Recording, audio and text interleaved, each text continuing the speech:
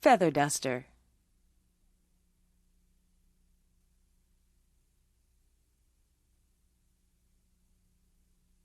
Step 1. For this fly, we're going to use a number 12 curved dry fly hook. You can use a nymph hook. It doesn't really matter if it's curved or not, and some 6/0 gray tying thread. A gray or tan thread will work just fine. Step 2. For the tail, we're going to use some imitation wood duck, and a few of the longer fibers off the side would work a little bit better. What do you pinch in, about a half an inch there? Yeah, you probably want about 8 or 10 fibers because you want the tail to be quite thin. We're going to tie it so it's about the length of the hook shank. It's fairly long.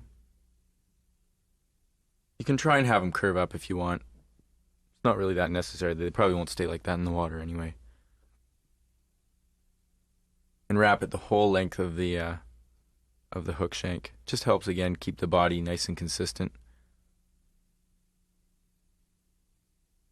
How neat that the fibers are at the end of the tail isn't really that important. Not for this fly. Step 3. Now we're going to tie in a piece of wire, silver or gold.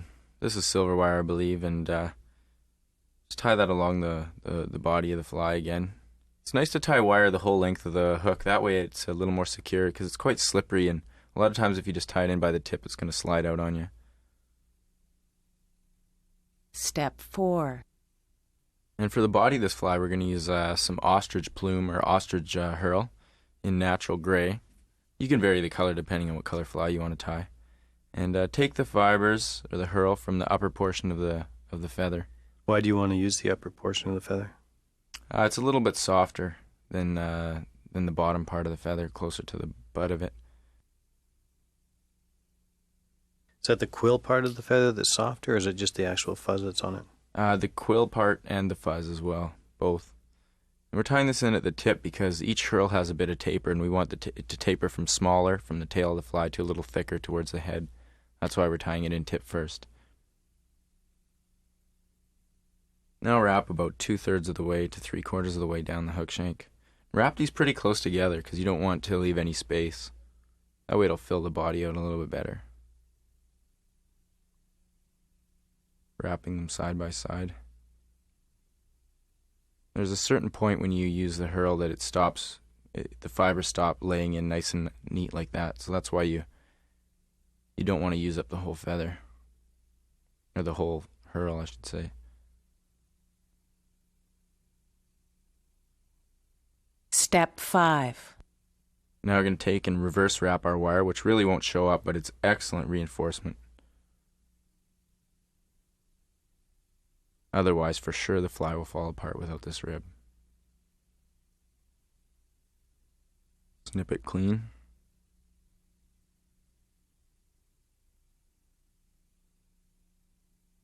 Step 6. Now for the wing case, we're going to take a chunk of mottled turkey, about the width of the hook gap.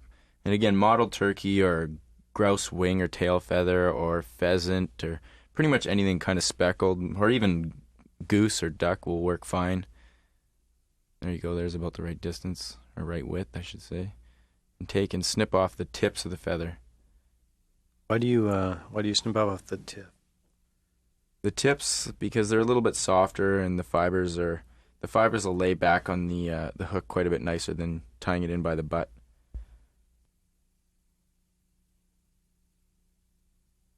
Step 7. Now we're going to tie in a couple more ostrich herl feathers. Again, work our way about halfway down the fiber this time, because that way it'll get into the thicker portion of it, the longer fibers. So we'll get a little bit more even body. Instead of going from skinny to thick to thin again, we want to keep it fairly thick. Here. Wrap these close together.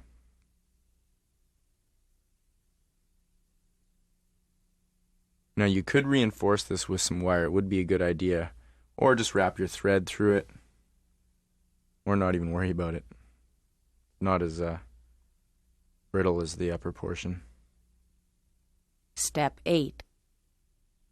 I'm going to tie in a few legs. This is a bit of a ringneck pheasant body feather. Doesn't really matter again what you use. This has a nice mottled, kind of speckled, striped look to it. Take off a few fibers.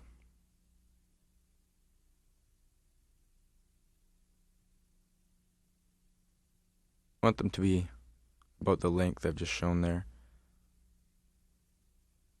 You can tie one clump on either side of the fly, or you can tie one clump directly underneath as a beard. It doesn't really matter. This looks a little more realistic when you tie a clump on either side of the fly. It's going to barely show up.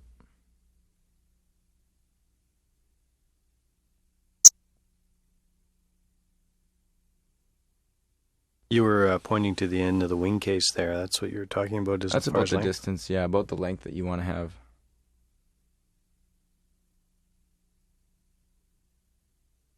The wing case was about 1/3 the body length. Yeah, approximately that. It's a really nice fly. It looks quite thick, but once it's in the water, it'll thin down quite a bit and pulsate because the fibers are really soft. Kind of has a marabou effect to it.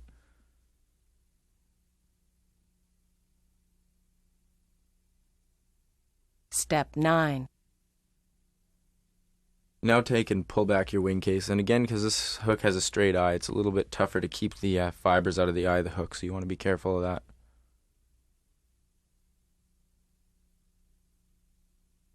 Use that loose loop at first. Now here's where you want to get in right tight. Keep that hook eye clean. Step 10. And whip finish. It's nice to use this thinner thread, not a thicker thread for a fly like this. It adds too much bulk to the head.